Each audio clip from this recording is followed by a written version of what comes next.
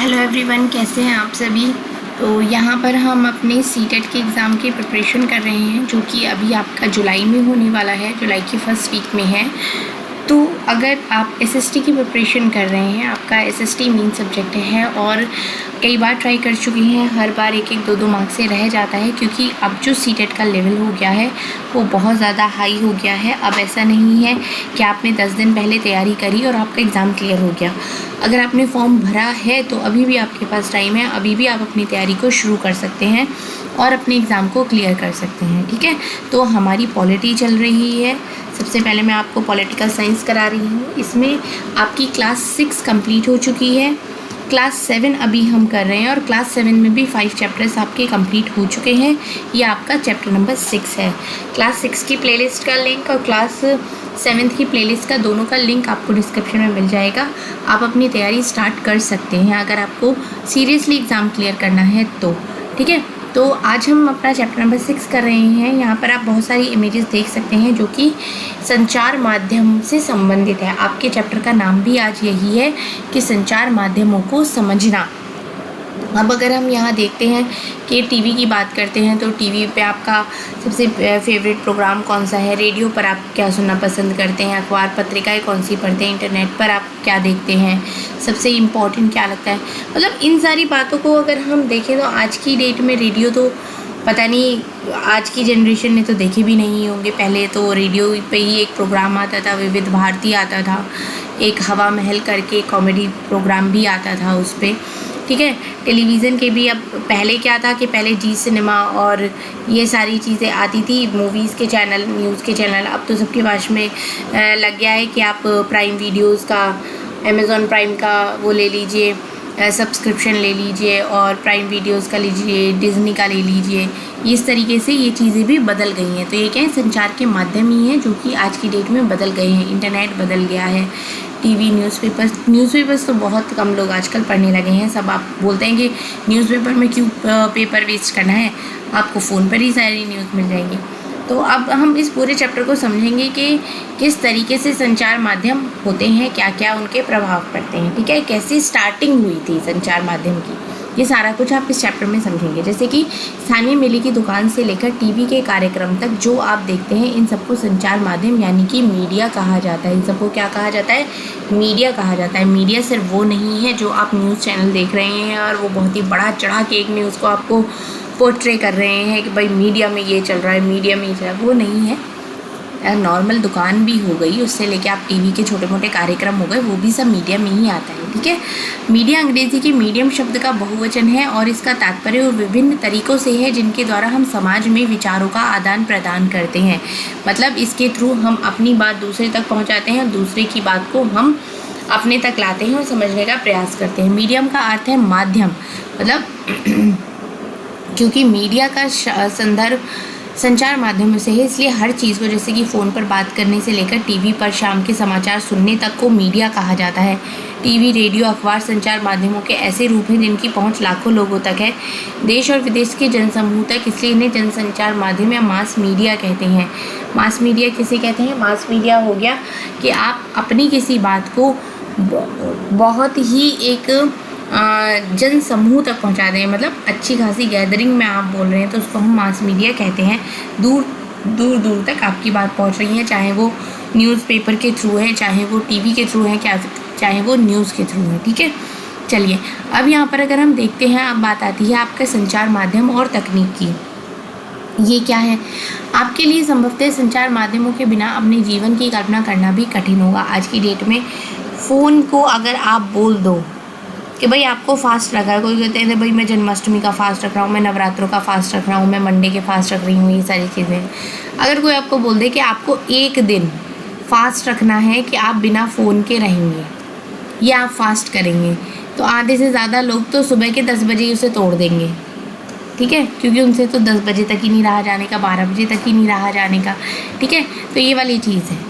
अब इसमें प्रचलन में आए भी 20 वर्ष भी नहीं हुए। जनसंचार माध्यमों के लिए प्रयोग में आने वाली प्रौद्योगिकी निरंतर बदलती रहती है। बदलती रहती है कैसे, पहले तो भाई फेसबुक से भी पहले कुछ थी एक चीज़ जो आई थी, आई डोंट रिमेंबर, कि उसके बाद फेसबुक आया, फिर कुछ और आया, फिर आजकल इंस्टाग्राम बहुत चल रहा है। इंस्टाग्राम की रील्स बहुत चल रही हैं, लोग रील्स बना के डाल रहे हैं और बहुत ज़्यादा फेमस हो रहे हैं। ठीक है, तो ये क्या है, ये एक तरीके का बदलाव है जो कि दिन प्रतिदिन होता जा रहा है। अब कुछ समय बाद ना जाने कुछ और आ जाएगा। ट्विटर आजकल बहुत चल रहा है। तो ये सारी चीज़ें हैं। अगर हम बात करते हैं अखबार, टेलीविज़न और रेडियो लाखों लोगों तक पहुंच सकते हैं, क्योंकि इनमें एक विशिष्ट प्रकार की तकनीक का प्रयोग किया गया है।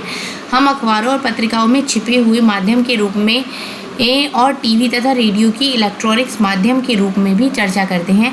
आपके विचार में समाचार पत्रों को छपे हुए माध्यम क्यों कहा जाता है? आगे पढ़ने से आपको पता चलेगा कि ये नाम संचार माध्यमों द्वारा प्रयोग में लाई जा रही तकनीक से संबंधित है।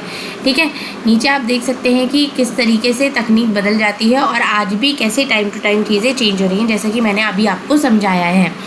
ठीक है, तकनीक तथा मशीनों को बदलकर आधुनिक बनाने से संचार माध्यमों को अधिक लोगों तक पहुंचाने में मदद मिलती है। इससे ध्वनि और चित्रों की गुणवत्ता में सुधार आता है। लेकिन तकनीक इससे भी अधिक कुछ करती है। यह हमारे जीवन के बारे में सोचने के ढंग में परिवर्तन लाती है। जैसे कि आज हमारे टेलीविज़न के बिना जीवन की कल्पना करना कठिन है। अगर आज हम अपने फ़ोन के बिना एक दिन नहीं रह सकते हैं। टीवी के कारण हम अपने आप को विश्व समाज का एक सदस्य समझने लगे हैं। अब जैसे टीवी चलता है तो घर में ऐसा लगता है कि अगर घर में कोई भी नहीं है तो आप टीवी चला लो तो आपको महसूस होने लगेगा, हाँ कोई तो बोल रहा है, कोई तो है। तो इस तरीके से फ़ोन, आजकल लोग लोनली फील नहीं करते हैं। क्यों करें भाई, उनके पास अपना फ़ोन है, हर टाइम दिन रात उन्हें अगर वो फ़ोन में इतने बिजी हो जाते हो तो उनको ये भी नहीं पता कि बराबर में क्या हो रहा है, घर में कौन कब आया कब चला गया, उनको पता ही नहीं है। तो ये एक चीज़ है कि आप इतने ज़्यादा व्यस्त हो जाते हैं इस चीज़ को लेकर। अब पहले ये क्या है, 1940 के दशक में इस तरीके का एक टाइपराइटर आ गया था, जिसने कि पत्रकारिता की दुनिया में एक बहुत बड़ा बदलाव लाया था। ठीक है, ये एक इलेक्ट्रॉनिक आया था जिससे काफ़ी ज़्यादा चेंज हुआ था। पहले के टाइम में देखा जाए तो इस तरीके का एक टेलीविज़न हुआ करता था। अब यहाँ पर हम देखते हैं कि टेलीविज़न में प्रदर्शित चित्र सैटेलाइट और केबल के विस्तृत जाल के माध्यम से अत्यंत सुदूर क्षेत्रों तक पहुँचाए जाते हैं। इसके कारण हम संसार के अन्य भागों के समाचार और मनोरंजक कार्यक्रम देख पाते हैं। टीवी पर जो कार्टून देखते हैं वो अधिकांश जापान या संयुक्त राज्य अमेरिका के होते हैं। अब हम चेन्नई या जम्मू में भी बैठकर अमेरिका के फ्लोरिडा के समुद्री तूफान की छवियों को देख सकते हैं। मतलब टीवी ने क्या किया है, टीवी ने जितनी भी दुनिया है उसको बहुत ज़्यादा पास कर दिया। अगर हम आज की डेट में देखा जाए तो जैसे कि रूस में कुछ हो रहा है तो हम उसकी न्यूज़ हम 2 मिनट में अपने टीवी पर देख सकते हैं, टीवी पर सुन सकते हैं किस तरीके से हमले हो रहे हैं या क्या चीज़ें हो रही हैं। कहने का मतलब यही है कि अब कोई भी चीज़ बहुत ज़्यादा अननोन नहीं है, बहुत दूर नहीं है। अब कोई भी न्यूज़ होती है देश के किसी भी कोने में या दुनिया के किसी भी कोने में, तुरंत आपको पता चल जाती है। तो ये क्या है, ये एक टेक्नोलॉजी है जिसने कि संचार का माध्यम है, ये इसने कि बहुत ज़्यादा चीज़ों को आसान बना दिया है। ठीक है, अब यहाँ पर बात आती है संचार माध्यम और धन। भाई पैसा तो बहुत ज़रूरी है। अब जनसंचार द्वारा उपयोग में लाई जाने वाली विभिन्न तकनीकें अत्यंत खर्चीली हैं। जरा टीवी स्टूडियो के बारे में सोचिए, जहाँ पर समाचार वाचक बैठता है। इसमें लाइट हो गई, कैमरा हो गई, ध्वनि रिकॉर्ड करने के लिए यंत्र हो गए या संप्रेषण के लिए सैटेलाइट आदि हो गई। इन सभी का मूल्य बहुत अधिक है। अब अगर आप ये सोचते हैं कि भाई सब कुछ फ्री में हो रहा है, तो ऐसा नहीं है। लाइट भी लगेगी, जो बोल रहा है उसके लिए माइक भी चाहिए, तो इन सब में क्या होगा, इन सब में पैसा खर्च होता है। अब समाचार की स्टूडियो में केवल समाचार वाचक को ही वेतन नहीं दिया जाता, बल्कि और भी बहुत सारे लोग हैं। अब टीवी पर आपको, अगर हम आज तक की किसी भी एक रिपोर्टर की बात करें, जैसे कि श्वेता तिवारी हैं, तो हम सिर्फ उन्हें देखते हैं। ठीक है, लेकिन उनकी जो पूरी टीम वर्क कर रही है, कैसे उनकी स्क्रिप्ट लिखी जाती है, कौन उनके रिकॉर्ड कर रहा है, कौन उनके माइक को सेट कर रहा है, कौन उनका लाइट्स को देख रहा है, तो इन सारी चीज़ों सिर्फ उन्हीं को सैलरी नहीं मिलती है, बाकी सबको भी मिलती है अपने अपने काम के हिसाब से।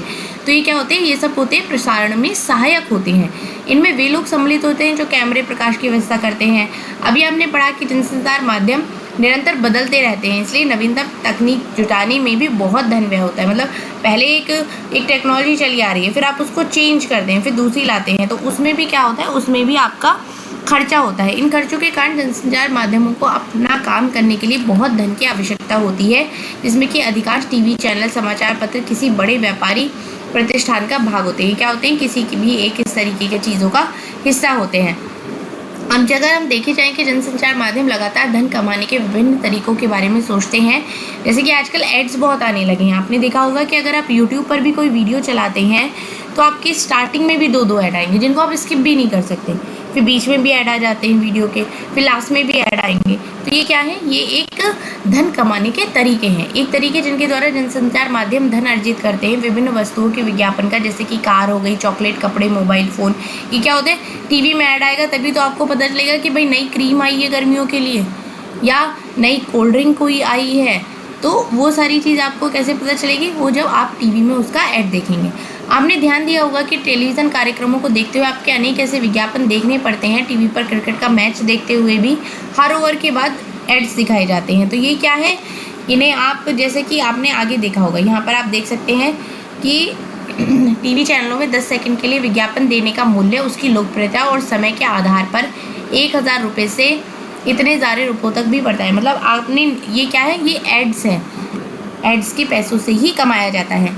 अब यहाँ पर संचार माध्यम और लोकतंत्र, अगर हम लोकतंत्र की बात करते हैं तो वो क्या, लोकतंत्र में देश और संसार के बारे में समाचार देने और उनमें होने वाली घटनाओं पर चर्चा करने में संचार माध्यमों की भूमिका अत्यंत महत्वपूर्ण होती है। अगर जैसे हम एग्जाम्पल की बात करते हैं तो संचार माध्यमों से नागरिक जान सकते हैं कि सरकार किस तरीके से काम कर रही है। जैसे कि आजकल गवर्नमेंट की बात चलती है, इलेक्शन भी चल रहे हैं, आपने देखा होगा हर कोई बता रहा है कि भाई हमने ये काम करे हैं, हमने ये काम करे हैं, हमारी सरकार को देखो, हमारी सरकार को देखो, हर तरफ आपको यही सुनाई दे रहा है। तो संचार का माध्यम इसमें भी एक बहुत इंपॉर्टेंट रोल प्ले करता है कि कौन सी गवर्नमेंट ने क्या क्या काम किया। अब जैसे कि अगर हम मोदी गवर्नमेंट की बात करते हैं तो मोदी गवर्नमेंट के ऊपर बहुत ज़्यादा एकदम मूवी और आपको पूरा दिख जाएगा कि मोदी जी ने यहाँ पर ये करा, इन 5 सालों में, इन 10 सालों में इतने परिवर्तन हुए। ये सारी चीज़ें क्या हैं, ये सारी चीज़ें हैं कि ये संचार माध्यम किस तरीके से लोकतंत्र को प्रभावित करते हैं। ठीक है, अब लोग अगर चाहें तो इन समाचारों के आधार पर कार्रवाई भी कर सकते हैं। वे किसी संबंधित मंत्री को पत्र भी लिख सकते हैं, सार्वजनिक विरोध भी आयोजित कर सकते हैं, हस्ताक्षर अभियान आदि भी चलाकर सरकार से पुनः उसके कार्यक्रम पर विचार करने का आग्रह कर सकते हैं। तो कोई चीज़ आपको पसंद नहीं आ रही या आप चाहते हैं कि भाई ये चीज़ नहीं हुई है, इसके ऊपर काम होना चाहिए, तो आप वो भी इन संचार माध्यमों के द्वारा कर सकते हैं। अब अगर हम बात करते हैं कि जानकारी देने के संबंध में समाचार माध्यम की महत्वपूर्ण भूमिका को देखते हुए यह आवश्यक है कि जानकारी संतुलित होनी चाहिए। आइए अगले पृष्ठ पर एक समाचार पत्र के 2 विभिन्न रूपों को समझते हैं और संतुलित संचार माध्यम का तात्पर्य है ये आपको यहाँ पर समझ में आएगा। संतुलित मतलब हो गया एक बैलेंस रिपोर्ट। अब एक तो आपने देखा होगा कि कोई न्यूज़ है, सपोज अगर हम देखते हैं कि भारत में बहुत ज़्यादा गर्मी पड़ रही है, जिससे कि जो नदियों का पानी है वो बहुत स्तर जो है वो कम होता जा रहा है, हमें इस बात पर ध्यान देना चाहिए कि कैसे हम वर्षा के पानी को संरक्षित कर सकते हैं या कुछ को कर सकते हैं। एक रिपोर्ट ये हो गई कि भाई बहुत ज़्यादा गर्मी पड़ रही है, टेम्परेचर बहुत बढ़ रहा है, लोगों को इतनी परेशानी हो रही है, आइए हम आपको दिखाते हैं अलग अलग शहर में क्या क्या हो रहा है। एक हो गया ये इस तरीके का। तो आपको एक क्या होता है, एक बैलेंस वाली चीज़ होती है कि ना ही तो ज़्यादा एकदम स्लो हो कि कोई न्यूज़ ही ना लगे, ना ही ये कि भाई अब हा हुल्ला शोर शराबा मचा के उस जो कंटेंट है तो उसको तो नहीं बदल सकते ना। तो ये आपको यहाँ पर 2 न्यूज़ के रिपोर्ट्स हैं, आपको देखकर ये आप समझ में आएगा। जैसे कि प्रदूषण फैलाने वाले कारखानों पर वज्रपात, विरोधियों द्वारा चक्का जाम, यातायात रोका। एक न्यूज़ ये है कारखानों के बंद होने पर घोर अशांति। चलिए पहले ये पढ़ लेते हैं। कारखानों के मालिकों और मजदूरों के हिंसात्मक विरोध ने आज शहर की गतिविधियों को रोक कर रख दिया है। सड़कों पर वाहनों का विशाल जाम लगने के कारण लोग समय से अपने काम पर नहीं पहुंच सके हैं। कारखाना मालिक मजदूर सरकार के प्रदूषण फैलाने वाली इकाइयों को बंद करने के निर्णय का विरोध कर रहे हैं। यद्यपि सरकार ने यह निर्णय कुछ जल्दबाजी में लिया है, परंतु विरोधियों को काफ़ी समय से पता था कि उनकी इकाइयाँ गैर कानूनी है। इन इकाइयों के बंद होने से शहर में प्रदूषण का स्तर काफ़ी कम हो जाएगा। शहर के गणमान्य नागरिक श्री जैन ने कहा है कि हमारा शहर भारत के नए व्यावसायिक केंद्र के रूप में स्थापित होता जा रहा है। इसके साथ साथ यह भी आवश्यक है कि शहर साफ और हरा भरा रहे। प्रदूषण फैलाने वाले कारखानों को हटाया जाना चाहिए। विरोध के स्थान पर कारखानों के मालिक व कामगारों को पुनर्स्थापना का प्रस्ताव स्वीकार कर लेना चाहिए। ठीक है, एक न्यूज़ ये हो गई। दूसरी न्यूज़ क्या होती है, शहर के आवासीय क्षेत्र में 1 लाख कारखाना बंद होना एक गंभीर समस्या का रूप ले सकता है। सोमवार को हजारों कारखाना मालिक व कामगार कारखाना बंदी पर अपना कड़ा विरोध जताने के लिए सड़कों पर उतर आए हैं। उन्होंने कहा है कि इससे उनकी रोजी रोटी छिन जाएगी। उनका कहना है कि गलती नगर निगम की है, क्योंकि वह आवासीय क्षेत्रों में लगातार नए कारखाने लगाने के लाइसेंस देता रहा है। उन्होंने यह भी कहा कि उनके पुनर्स्थापन के लिए पर्याप्त प्रयत्न नहीं किए गए हैं। कारखानों के मालिक एवं मजदूरों ने कारखाने बंद करवाने के लिए विरोध में शहर में 1 दिन का बंद प्रस्तावित किया गया है। एक कारखाने के मालिक श्री शर्मा ने कहा है कि सरकार कहती है कि उसने हमारे पुनर्स्थापन के लिए बहुत कार्य किया है, लेकिन जिस प्रकार के क्षेत्र में वह हमें दे रही है वह किसी प्रकार की सुविधाएं नहीं है और पिछले 5 वर्ष में वहाँ कोई विकास कार्य नहीं हुआ है। ठीक है, अब वास्तविकता तो यह है कि यदि आप इनमें से केवल एक समाचार पढ़ेंगे तो विषय का एक ही पक्ष जान पाएंगे। यदि आपने न्यूज़ ऑफ इंडिया पढ़ा होता तो आपको विरोधियों की बातें व्यर्थ उत्पात लगती।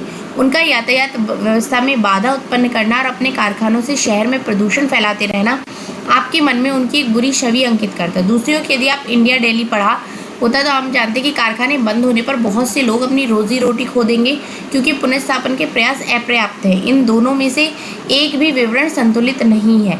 अगर आप ये वाली न्यूज़ देखते हैं तो ये भी संतुलित नहीं है न्यूज़ ऑफ इंडिया की। अगर आप इंडिया डेली की न्यूज़ देते हैं तो ये भी संतुलित नहीं है। कुछ चीज़ें इन्होंने बताई हैं, कुछ चीज़ें इन्होंने बताई हैं। ठीक है, तो संतुलित रिपोर्ट वह होती है जिसमें किसी भी विषय पर हर दृष्टिकोण से चर्चा की जाती है, फिर पाठकों को स्वयं अपनी राय बनाने के लिए स्वतंत्र छोड़ दिया जाता है। आजकल क्या हो रहा है, शोर शराबा हा हुल्ला इतना मचा देंगे, जो न्यूज़ मेन कंटेंट है उसी को 10 बार दिखाएंगे, बार बार रिपीट करते रहेंगे। अगर आप कोई भी न्यूज़ देखने बैठ जाओ ना, अगर आप 10 मिनट की भी न्यूज़ देखो, आपको 10 मिनट में समझ में आ जाएगा कि इसने एक ही बात को कितनी 1000 बार बोल दिया। ठीक है, अब संतुलित रिपोर्ट लिख पाना संचार माध्यमों के स्वतंत्र होने पर निर्भर करता है। स्वतंत्र संचार माध्यमों से तात्पर्य यह है कि उनके द्वारा दिए जाने वाले समाचारों को कोई भी नियंत्रित या प्रभावित ना करे। समाचार का विवरण देने में कोई भी उन्हें निर्देशित ना करे, उनमें क्या सम्मिलित किया जाना और क्या नहीं किया जाना है। ठीक है, मतलब इसमें किसी भी तरीके का इंटरफेरेंस नहीं होना चाहिए। लोकतंत्र में स्वतंत्र संचार माध्यमों का होना अत्यंत महत्वपूर्ण है, जैसा कि आपने ऊपर भी पढ़ा है। ये एक स्वतंत्रता होती है, ये किसी के बाउंडेशन में नहीं होती, किसी गवर्नमेंट के फेवर में नहीं होती है। ठीक है, अब संचार माध्यमों द्वारा प्रदान की गई जानकारी के आधार पर हम नागरिकों के रूप में कार्रवाई करते हैं, इसलिए यह आवश्यक है कि यह जानकारी विश्वसनीय और तटस्थ हो। तथ्य तो यह है कि संचार माध्यम स्वतंत्र नहीं है। इसके मुख्यतः 2 कारण होते हैं। पहला कारण होता है कि सरकार का उन पर नियंत्रण। जब सरकार समाचार की किसी अंश, फिल्म की किसी दृश्य या गीत की किसी अभिव्यक्ति को जन समुदाय तक पहुंचाने से प्रतिबंधित करती है तो इसे सेंसरशिप कहा जाता है। इसे क्या कहा जाता है? सेंसरशिप कहा जाता है कि मतलब हम एक तरीके से रोक लगा रहे हैं। जैसे कि भारत के इतिहास में ऐसे समय भी आए हैं जब सरकार ने संचार माध्यमों के ऊपर सेंसर लगाया। इसमें सबसे बुरा समय जो था वो 1975 to 77 तक रहा, जो कि आपातकाल का था। अब जितने भी मूवीज़ हो गई वो सेंसर रखते हैं, लेकिन वह संचार माध्यमों से दिखाए गए समाचारों में पूरी तरह ऐसा नहीं करती हैं। सरकार द्वारा सेंसरशिप ना होने पर भी आजकल अधिकांश समाचार पत्र संतुलित विवरण देने में असफल रहते हैं। इसके कारण बहुत जटिल है। संचार माध्यमों के विषय में शोध करने वाले लोगों का कहना है कि ऐसा इसलिए है क्योंकि संचार माध्यमों पर व्यापारिक प्रतिष्ठानों का नियंत्रण है। कई बार किसी विवरण के एक पक्ष पर ही ध्यान केंद्रित कराना इनके हित पे होता है। तो ये क्या होता है कि सिर्फ न्यूज़ का आपको एक ही पहलू दिखाते हैं, बल्कि अगर आप दूसरा पहलू देखें या आप हर तरीके से न्यूज़ को देखें तभी तो आप उसको एनालाइज कर पाएंगे, तभी तो आप अपने हिसाब से उसको समझ पाएंगे। अभी क्या आपको सिर्फ एक ही पेज दिखा दिया, अब उसी से ही आप जज कर लो। तो मतलब किसकी इमेज कैसी बनानी है, इसका एक बहुत बड़ा रोल है। मीडिया का बहुत बड़ा रोल है ये। अब क्या बात होती है कि उन लोगों के विरोध में लिखना कठिन हो जाता है जो विज्ञापन देते हैं, इसलिए व्यापार में गहन जुड़ाव होने के कारण संचार माध्यमों में स्वतंत्रता नहीं बची है। अगर आपने किसी के खिलाफ कोई न्यूज़ दे दी, अगर उसको वो न्यूज़ नहीं पसंद आई तो ये आपके लिए ही दिक्कत खड़ी हो सकती है। ठीक है, इसके अतिरिक्त संचार माध्यम किसी मुद्दे के खास पक्ष पर इसलिए भी ध्यान केंद्रित करती हैं क्योंकि उन्हें विश्वास है कि इससे विवरण रुचिकर हो जाएगा। मतलब कोई भी टॉपिक इंटरेस्टिंग होना चाहिए। ठीक है, इसी तरह वे किसी विषय पर जन समर्थन बढ़ाना चाहते हैं। टीआरपी यहाँ पर आ जाती है, टीआरपी बढ़ाना। कोई भी न्यूज़ इस तरीके की देना जिससे कि जो टीआरपी है वो बहुत ज़्यादा बढ़ जाए, तो भी मुद्दे के एक पक्ष पर ही ध्यान केंद्रित करते हैं। ठीक है, अब बात आती है मसौदा तय किया जाना। अब ये क्या है, किन घटनाओं पर ध्यान केंद्रित किया जाए, इनमें भी संचार माध्यमों की महत्वपूर्ण भूमिका रहती है और इसी के आधार पर वे तय कर देते हैं कि क्या समाज में दिए जाने योग्य है। अगर हम एग्जाम्पल की बात करते हैं तो आपके विद्यालय में वार्षिक उत्सव की खबर शायद समाचार में दिए जाने योग्य नहीं होगी, लेकिन यदि कोई प्रसिद्ध अभिनेता उसमें मुख्य अतिथि का रूप आमंत्रित ले तो संचार माध्यमों की रुचि में से समाचार पत्रों में सम्मिलित करने में हो सकती है। ठीक है, क्लियर हो गया ना। देखो कितना अच्छा एग्जाम्पल दिया है। सपोज आप ना आपका एनुअल फंक्शन है स्कूल में, वो इतनी बड़ी रिपोर्ट नहीं है क्योंकि हर स्कूल में होता है। लेकिन अगर आपके एनुअल फंक्शन में अमिताभ बच्चन आ गए तो बहुत सनसनी खबर बन जाएगी। ठीक है, कुछ खास विषयों पर ध्यान केंद्रित करके संचार माध्यम हमें विचारों, भावनाओं, कार्यों को प्रभावित करते हैं। हमारा ध्यान उन मुद्दों की ओर आकर्षित करते हैं, हमारे जीवन पर महत्वपूर्ण प्रभाव डालेंगे। हमारे विचारों को नियमित करने में मुख्य भूमिका के कारण ही प्राय यह कहा जाता है कि संचार माध्यम ही हमारा मसौदा या एजेंडा तय करेंगे। ठीक है, अभी हाल ही में अगर बात करते हैं तो जो कोका कोला पेय है उसमें कीटनाशकों का स्तर खतरे के स्तर के बढ़े हुए होने की हमारा ध्यान आकर्षित किया था। कोला पेय जो आपका ये ड्रिंक आती हैं, उन्होंने कीटनाशकों की अत्यधिक मात्रा में होने की रिपोर्ट प्रकाशित की और इस तरह हमें कोला पेयों को अंतर्राष्ट्रीय गुणवत्ता और सुरक्षा मापदंडों के अनुसार नियमित रूप से नियंत्रित करने के लिए आवश्यकता महसूस कराई। उन्होंने सरकार के दबाव के बावजूद निडरतापूर्वक घोषणा की कि कोला पीना सुरक्षित नहीं है। जितनी भी आप कोल्ड ड्रिंक्स पीते हैं वो आपके स्वास्थ्य के लिए सही नहीं है। इस वृत्तांत की पेश करके संचार माध्यमों में निश्चित रूप से हमारा ध्यान ऐसे विषय पर केंद्रित करने की कोशिश की होगी जिस पर यदि उनकी रिपोर्ट ना आती तो हमारा ध्यान भी नहीं जाता। जैसे कि आजकल एक और बहुत रील चल रही है, मैं आपको बताना चाहूँगी कि जो तरबूज, गर्मी का बहुत बढ़िया फल है तरबूज, आप देखते हैं भाई जितना लाल तरबूज निकलेगा उतना ही ज़्यादा वो मीठा होगा। लेकिन आजकल क्या हो रहा है, तरबूज में इंजेक्शन लगाया जा रहा है जिससे उसकी मिठास और उसका जो रेडनेस है उसको बढ़ाया जा रहा है।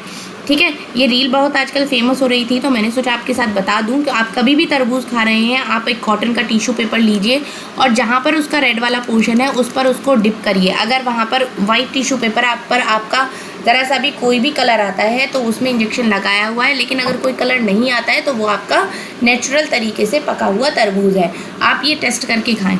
ठीक है, जैसे वो भी आपके स्वास्थ्य से ही संबंधित है। ठीक है, आपको समझ में आ गया कि कैसी कैसी घटनाएं हो जाती हैं। जब संचार माध्यम उन विषयों पर ध्यान केंद्रित कराने में असफल रहते हैं तो हमारे जीवन के लिए महत्वपूर्ण है। उदाहरण के लिए पीने का पानी हमारे देश की एक बहुत बड़ी समस्या है। प्रतिवर्ष हजारों लोग कष्ट सहते हैं और मर जाते हैं क्योंकि पीने के लिए उन्हें सुरक्षित पानी ही नहीं मिलता है। संचार माध्यम हमें इस विषय पर बहुत कम ही चर्चा करते हुए देखते हैं कि एक सुविख्यात भारतीय पत्रकार ने लिखा है कि कैसे वस्त्रों को नया रूपाकार देने वाले डिज़ाइनरों ने फैशन वीक में धनवानों के समक्ष अपने नए वस्त्र प्रदर्शित करके सभी समाचार पत्रों के मुख्य पृष्ठ पर अपना स्थान लिया। ठीक है, जबकि उसी सप्ताह मुंबई में अनेक झोपड़पट्टियों को गिरा दिया गया और किसी ने इस पर ज़रा भी ध्यान नहीं दिया गया। ये भी एक बहुत बड़ा रोल होता है कि आप किसी एक न्यूज़ को इतना ज़्यादा बड़ा चढ़ाकर दिखाते हैं कि जो दूसरी न्यूज़ होती है जो कि उससे ज़्यादा इंपॉर्टेंट होती है उस पर किसी का ध्यान ही नहीं जाता, क्योंकि आप हर न्यूज़ चैनल पर एक ही न्यूज़ दिखा रहे हो। अभी बॉलीवुड में कुछ हो जाए, हर न्यूज़ चैनल पर आपको वही न्यूज़ मिलेगी, लेकिन अगर बॉर्डर पर कुछ हो जाए या देश के जवानों से संबंधित कोई भी न्यूज़ है तो वो आप नहीं दिखाएंगे। वो एक बड़ा डिफरेंस है। अब प्रजातंत्र के नागरिक रूप के रूप में हमारे जीवन में संचार माध्यम बहुत महत्वपूर्ण भूमिका निभाते हैं, क्योंकि संचार माध्यमों के द्वारा ही हमें सरकार के कामों से संबंधित विषयों के बारे में सुनते हैं। संचार माध्यम निश्चित करते हैं कि किन बातों पर ध्यान केंद्रित किया जाना है और इस तरह वो एजेंडा निश्चित करते हैं। यदि कभी सरकार चाहे तो संचार माध्यमों को किसी घटना की खबर छपाने से रोक भी सकती है। इसे सेंसरशिप कहा जाता है। ठीक है, आप क्वेश्चन ये पूछा जा सकता है कि जो सेंसरशिप है ये क्या होती है, मतलब फिर पॉइंट्स में आपको पूछ सकते हैं। तो ये इसके लिए होती है कि अगर सरकार चाहे तो किसी भी खबर को छपने से रोक सकती है। आजकल संचार माध्यम और व्यापार का घनिष्ठ संबंध होने से प्राय संतुलित रिपोर्ट का प्रकाश में आना कठिन है। इसे ध्यान में रखते हुए हमारे लिए सजगता महत्वपूर्ण है कि समाचार पत्रों से प्राप्त तथ्यात्मक जानकारी पूर्ण नहीं होती है, एक पक्षीय हो सकती है। ठीक है, अब अगर हम बात करते हैं, एक बात आ जाती है कि देखो न्यूज़ में तो बहुत कुछ दिखाया जा रहा है, आपके काम की क्या चीज़ है। सपोज आप 3 घंटे कोई चीज़ देख रहे हैं या अभी आपका एग्ज़ाम आने वाला है और आप 3 घंटे की कोई मूवी देख रहे हैं, तो आपके ये होना चाहिए कि ये मेरे लिए इम्पॉर्टेंट है या एग्ज़ाम की तैयारी अगर मैं 3 घंटे करूँगा तो वो मेरे लिए इम्पॉर्टेंट है। तो मिलता सब कुछ है, लेकिन आपके काम की क्या चीज़ है, आपके मतलब की क्या चीज़ है, ये आपको ही समझना पड़ेगा। ठीक है, तो एग्ज़ाम की प्रिपरेशन अच्छे से करिए, जी तोड़ मेहनत करिए, एग्ज़ाम ज़रूर क्लियर होगा। चलिए, वीडियो अच्छी लगी है तो लाइक और शेयर भी करें। थैंक यू सो मच, मिलते हैं नेक्स्ट वीडियो में।